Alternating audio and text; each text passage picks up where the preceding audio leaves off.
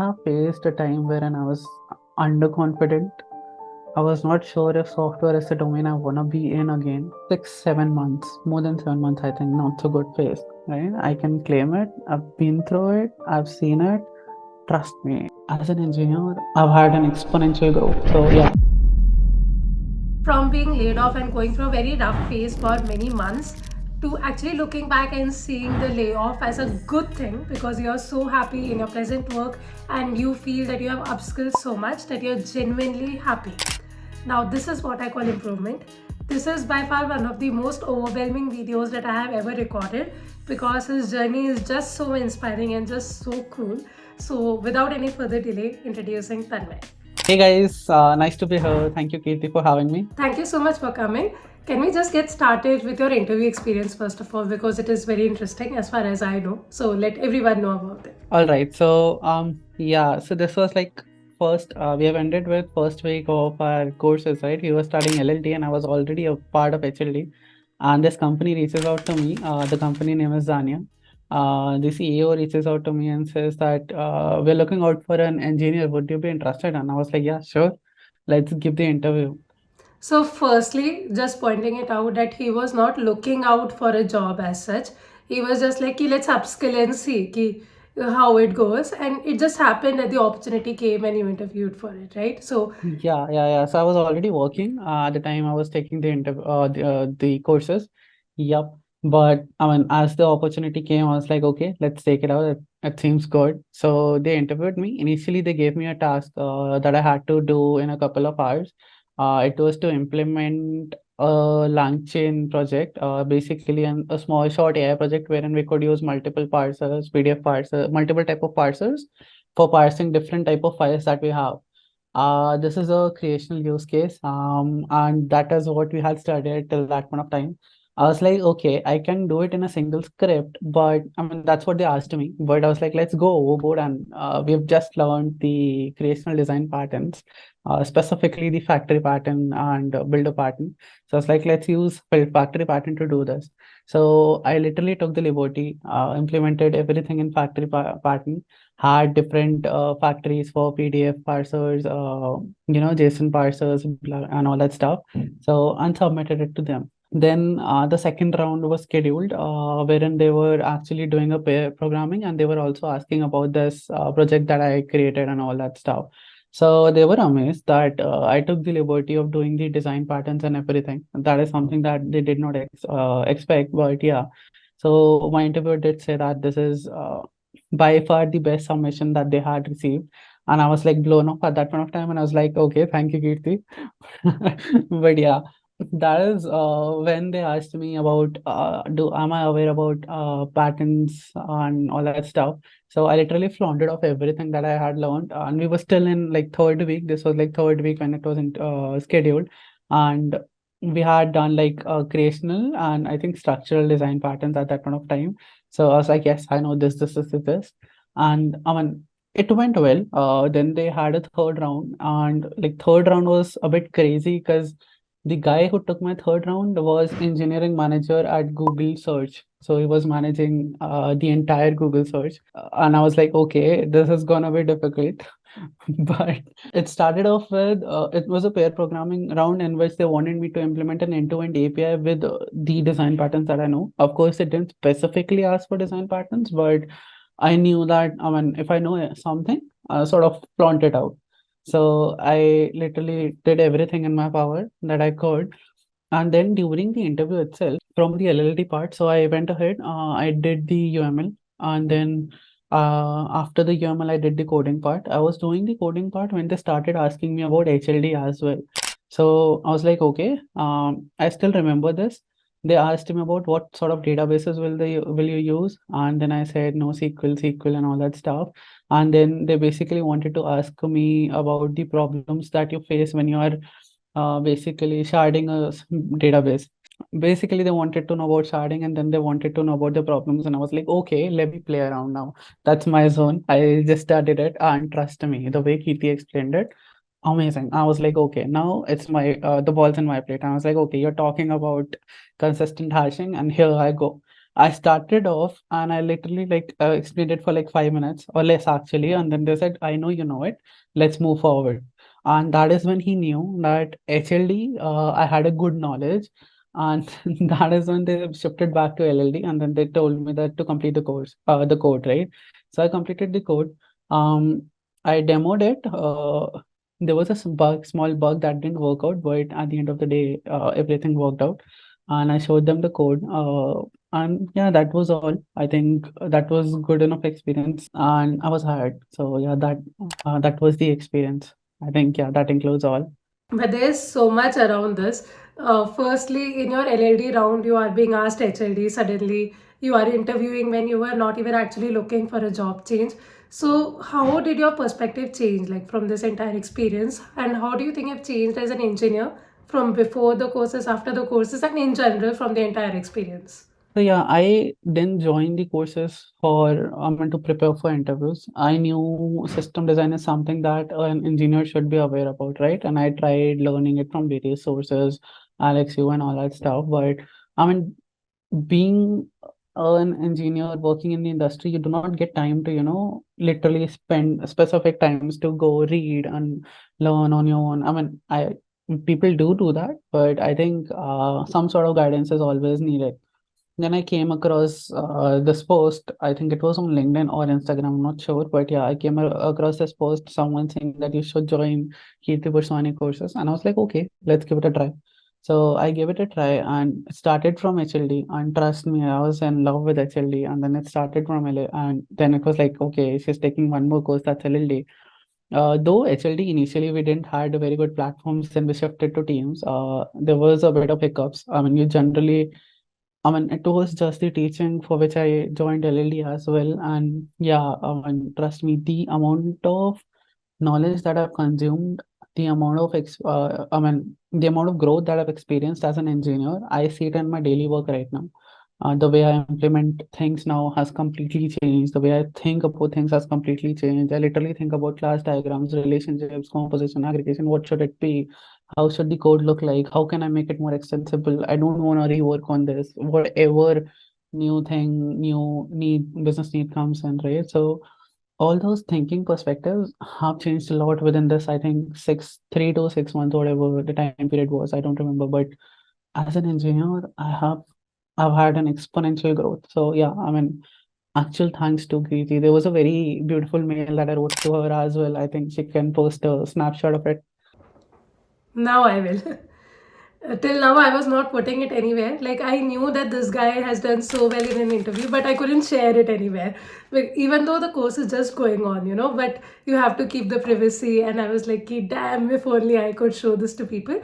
Because there are a lot of people who judge that, you don't need online courses. And I agree that you can learn everything by yourself for free. It is definitely true. You can.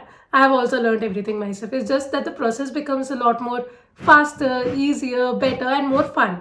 Also, would you like to cover a bit about the live part? Like you said initially in HLD, there were a few hiccups, right? I was using a third party which did not work out so well. Then we moved to Teams, then we moved to Zoom. You have been part of it, right? Now, I feel the LLD from the second week, it was very good because we had already moved to Zoom and it was definitely good, right? And I learned to regulate also the classes better, like with the students. And I also had Amit helping me out with the doubt solving session and all of that. But how was your experience with the live courses? Because I don't know anyone else who is taking live system design or live interactive courses from both the ways. So whoever content creator I know, live courses actually means that it's in a webinar mode, so you can speak and the students can actually chat. But what I tried was completely different, that both should be able to unmute yourself. And it was a challenge initially because people would unmute themselves and see random things which are not related to what I'm talking about. And it was such a huge challenge at the starting, but then I learned to regulate it better. And what do you think about it? Yeah, right. So let's say you didn't understand something in a live class, that's offline class, they can just pause the teacher and ask him, right, or her, whatever.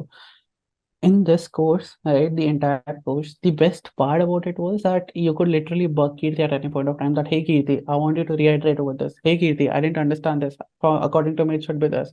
And since it's a design course, right? So everything that we had in the class, it's more about thinking. It's more about developing that thoughtful approach instead of learning what is a design pattern. Because at the end, in the core, all the design patterns are coming from something that's solid. If you're able to understand and if you're able to develop that thought process in your students, that's where you thrive as a teacher, right? And I think you did the fabulous job at that. So I'm gonna talk about this thing, right? I'm gonna actually talk about the live classes that we had. I'm going to talk about specifically the last week that we had. We only were discussing live examples. For example, we did chess system design and we did IRCTC system design, and there was one more. So pardon me, I'm not remembering all of them. I think it was WhatsApp. I'm not sure, but yeah. I know chess because it was interesting. We could even see the chess working. I know IRCTC because it was me who was doing the thing, right? So I want just look at the way I mean, in the last week, it was not you who was speaking, it was the students, right? So we were I was literally just chilling the last week. I was sitting there, I was hearing them, and they were literally, cross questioning each other. It was like a mock interview, and they were only saying, this should be the thought process, that should be the thought process. In the last week, I think these guys were overwhelming me that they know more than me. Somehow it felt like these guys know a lot more than me because the discussion was of that level. It was so good. Yeah, the cross discussions that we had, the doubts that people asked us. I mean, even that time, even Amit was silent, right? And we were like, okay, this is the doubt. How do you solve that? This is the doubt. How do you solve that? Why have you done this? Why have you done that? And I think this could be done this way. Everything, the entire discussion, that class, it was literally you sitting with 10 people in a meeting room thinking about how your product should look like, and literally doing that IRL, right? So that thing, I think that thought process is the core that I take out from this course, is the biggest thing that I have. I think no other course right now is teaching that, because that thought process, either see, you can learn creational design patterns, right? You can learn builder, you can learn structural design patterns, everything. It's very simple, right? But learning how to implement that, where to implement it, and the way you teach, right? That's, I mean, I literally want to mention this. You do not start with what is the pattern, right? We literally did the entire pattern and then you're naming it as, okay, this was factory, this was builder. And I'm like, okay, we are actually starting with, okay, let's say What you is the have to build, problem we are trying to yeah, you solve? have to build this, you have to build that. What would you do? And then you give us time to think, right? Initially, it was problematic, but during the end, we were like, okay, this is what you need to do. So that was it. I would like to add a couple of things over here. So there are a lot of different types of people in a particular course. There are very beginners, then there are very experienced people also. There are people who stay silent, there are people who participate in the discussions. And I see the growth of every person in a different way.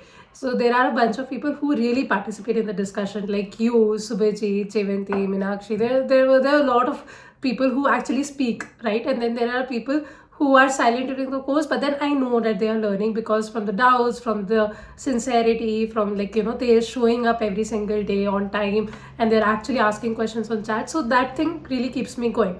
But then it is also about that you actually show up. So that is an important, very, very important part. I had a bunch of people in the first week itself. They were like, this is so overwhelming, this is not what I expected, this is not the course I want. And there were people who stayed till the end and who understood that why did we do it in this way. So I let them get overwhelmed in the first 2 weeks, but by the third and the fourth week, what happened was that I did not even have to tell them that this will be the solution or this will be the design pattern. I just told them this is the problem, solid principles, how would you solve this? And they themselves came up with the design pattern and I just named the design pattern. They were so good with the thought process by the end, but it was just that you have to understand that the initial 1 or 2 weeks is going to be hard because it is supposed to be hard. Like, if you are trying to learn so much of LLD, HLD within 5 weeks, obviously it is going to be hard. It is not going to be that you're going to build the entire thought process in 1 week itself. So kudos to everyone who stayed and who trusted me, and that trust is such an important part because somehow people just start bashing and just to start pulling down the teacher for no reason. I don't understand why. But I feel every feedback that you guys have given, which I thought was valid, I've tried to incorporate it, and really thank you so much, because the course would not have been a success if you did not participate and if you were not there till the end. Yeah, I mean, I still remember arguing with a guy who's like having 10 years of experience, and I myself is having 2 years of experience. I'm like, okay, but still, figuring out that, okay, you're right, he's wrong, and maybe he's right, you're wrong at times. That's interesting part of it. And hackathon was an amazing part of it. So that was also a very, once you're done with everything, you need to implement it in a real system. So hackathon thing was online library management. You see the way you think, the way your thought process has changed, right? You see it. So, I mean, kudos. Like, that's one of the best courses that I've ever taken till date. Yeah. Thank you. LLD, you have talked about it a lot. What about HLD? Because HLD is something that we don't really do in our daily work, right? And I know for a fact, so Tanmay has shared with me that he is doing just amazing in his daily work. I'm not supposed to talk about details, but he is doing amazing, guys. So, but because you're doing so well, do you think HLD also somewhere helped you? Because you don't have that much experience, right? So, yeah, I'll talk about this, right? So, I am someone who always works in a startup environment because I'm someone who likes to code a lot. I'm someone who likes to, think, do quickly things, deploy to production, move forward, deploy to production, move forward, and all that stuff.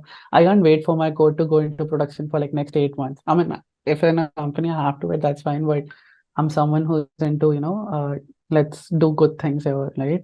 So in startup environments, you're always coming up with new things. I've already implemented a pub sub model in my startup environment. So that is so knowing what PubSub is, like from not knowing what even message queues are at my previous company to implementing Kafka and PubSub models, domain-driven events in this company, it's like 6 months. That's all, right? So I mean, amazing. HLD course, yeah, people say it doesn't, help you in daily work, but I'll say that it does, right? You need to think, you need to know about DBs, you need to know about sharding, because if not today, let's say within 2 years of your work period, you'll be faced with a situation wherein you have to think about architectures, right? Majorly in my work, I've been working with asynchronous APIs more or less, right? So you need to manage the processor IDs, you need to manage the retries and everything, and that's entirety of it is HLD. If you do not know how things are working, what is a retry, how your Kafka queue is, how would it retry, what is the images, what are topics. If you do not know things like that, then I think it's a problem because we literally in startups, each engineer is doing everything. You're even doing infra work, you're doing other type of works. Even if you're divided into teams, you can switch teams, right? You communicate with your peers, like a larger scale startup that I was at. You communicate with your peers that okay, you're working on infra. This is the thing that I think might have happened. Something in cache is failing, right? So knowing that okay, there's a bug in cache, you need to know what cache is, how it is implemented, and how an overall HLD of your product, at least the product that you are working on or the microservice you're working on looks like, right? And then having an entirety of the whole product is altogether a plus. So I think even in a larger scale company or a smaller scale company, you literally need to know everything about HLD of the product so that you can grow. So that's my perspective. I might be wrong or right, but yeah, that is what I think. And also, Tanmay, you have faced a layoff, which is like something that a lot of people are scared of. Now, you work in a startup environment. Even when you were laid off, you were confident that you still want to continue working in a startup environment. I've seen so many people who go like, because there are so many layoffs going on, I'm going to work in an MNC and not in a startup because there are more chances of being laid off in a startup, right? So, what do you think about this? Would you like to share your experience of being laid off and upskilling? And did you ever feel very negative because you have always wanted to work and work on yourself? So, how was that phase for you? Yeah, so my layoff story is sort of interesting. I was promoted, and within 3 months, I was laid off. And that was like, wow, that is not something that was supposed to happen. Like, literally, you get a promotion and then you get a layoff. And I mean, after the layoff, things didn't work well for me. I tried a startup of my own. It didn't work out well. Then I joined another startup. That also didn't work out really well. Right now, I'm very happy at the place that I'm working though. But yeah, I have faced a time wherein I was underconfident. I was not sure if software is the domain I want to be in again because of the, you know, problems that are there and hiring freezes that are there, there's literally, I felt like a career gap. Like, what should I do now? How should I proceed? And I literally wanted something to hold on. So I think, yeah, times do get bad, but a good thing, a very good thing about layoff is you can explore a variety of things, right? You get time for yourself, you get time off. You need to pause right there. You need to realize what went wrong, what went right, what can you do better, right? And all that things. So I think layoffs, if seen, they are also a positive thing that can happen to a person. So my experience, I have after I was laid off and I shut down my own startup, right? And I was looking out for jobs at that point of time. I learned trading. So that was one thing that I did. I know that I'm not very good at trading right now, but yeah, if I know I have to like buy something, I can do a trade here or there, get the money and go buy it. So that is something. After that, I think I tried to upskill. That is when I realized upskilling is quite important, right? So even though I got a job, I joined your courses. So that is a very big upskill. About being in a startup environment versus being in an MNC or something like that. See, MNCs, yes, you are working with people who are, I mean, of a very high caliber.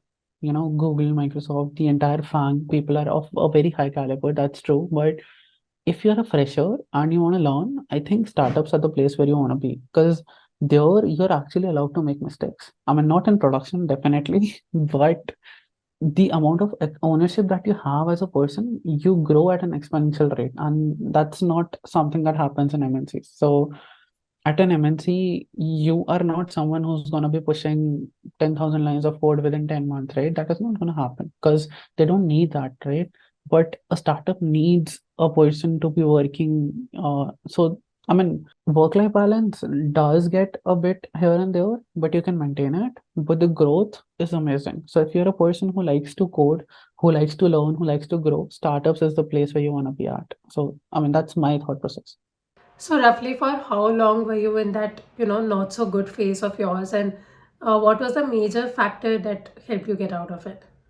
6, 7 months, more than 7 months, I think, not so good phase, right? So I think I was laid off in February.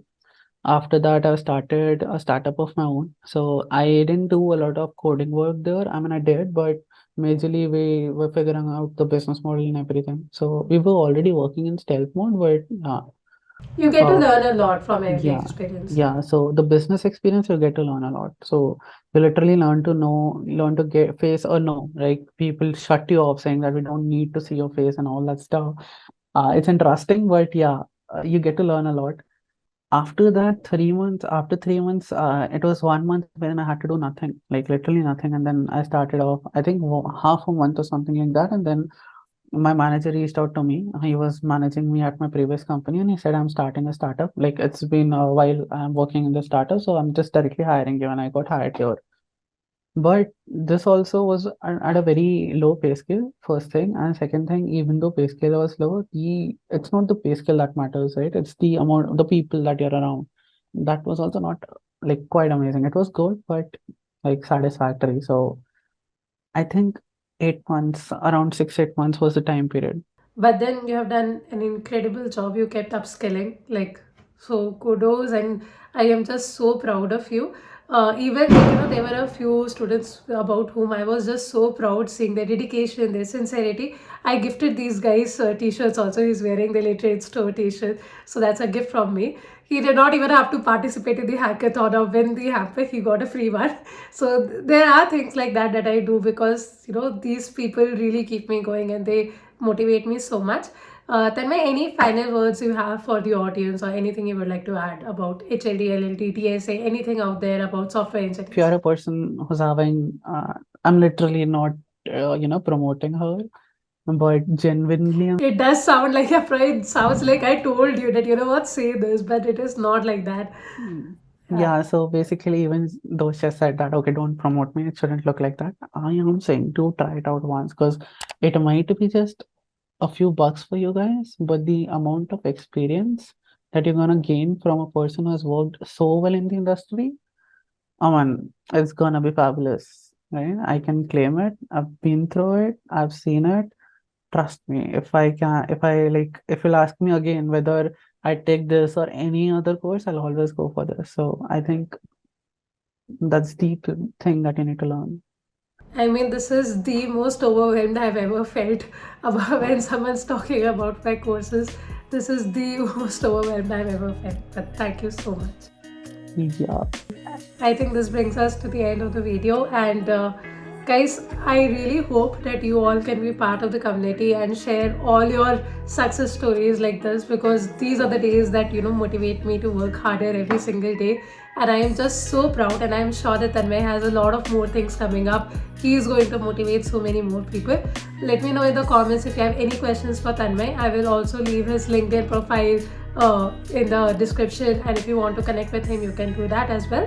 And if you have anything else, let us know. Thank you so much for watching. See you. Bye bye. Bye-bye.